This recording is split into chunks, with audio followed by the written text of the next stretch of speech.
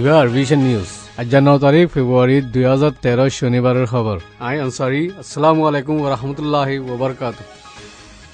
আরকানত দুঃখিত কেমকল মাঝে আসল জরুরি হাইবার ফানি হানা দাবায়কল আর্জেন লাগের বলি MSFA হই উরস্তুল বাদিলতি আজুফান লাখর ওরে মানুষ ভেগর হাজার হাজার মানুষ মধ্যে আর বেশি মাইয়া ফয়নকলরে অত্যাচার করা গিয়ে গুড়া গুড়া ফয়নকল সিয়রি যেতারাল্লা ইন্টারন্যাশনাল মদতকল এখন বেশি জরুরি হই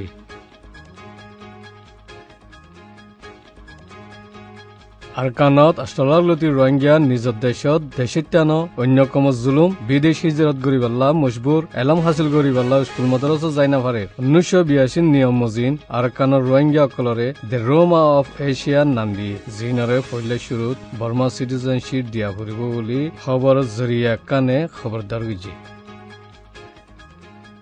অর্গানাইজেশনের 57 দেশের মেম্বারের মন্ত্রী ইজিফর লিডার মোহাম্মদ মুরসিয়ে বর্মা দে মালির মুসলমানের হক কল্লা তওয়াজ্জা দিবাল্লা বয়ান দিয়ে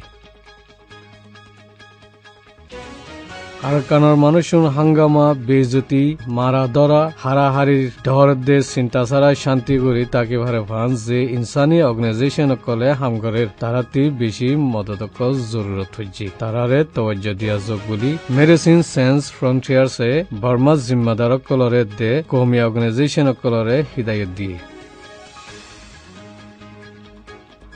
সৌদি আরবের culture and ইনফরমেশনের ফুরান Uzir Iyad মদিনীরে organisation of Islamic কনফারেন্সের জেনারেল সেক্রেটারি বানা যায় বলে ইজিপ্টের প্রেসিডেন্ট মোহাম্মদ মুরসিয়ে বিশিববার স্টেটমেন্টত জানাই দিয়ে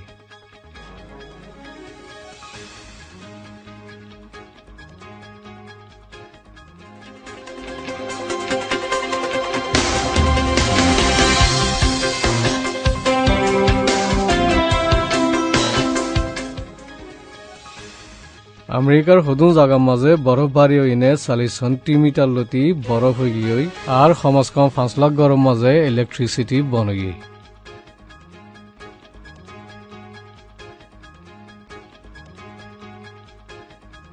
আফজল গুরু জিবা 2001 মাঝে ইন্ডিয়ার পার্লামেন্টের মাঝে হামলা করছে এবারে তিহার জিয়ালতি ফাঁসি দিয়ে বলি ইন্ডিয়ার প্রেসিডেন্ট অফিসিয়াল হই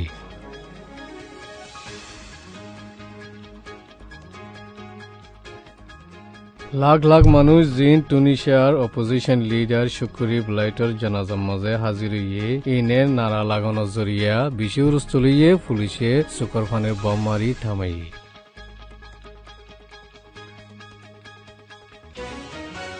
ক্যালিফোর্নিয়াত 3 জন মানুষ মার্ডার করে দায়ী করে দিয়ে পুলিশ ঘরে তোয়াইতে গিয়ে দিয়ে ইন সেন্ট বার্নার্ডিনো ফারত বরফ ফরানোর জরিয়া বেশি মুশকিলকল সামনা করা হচ্ছে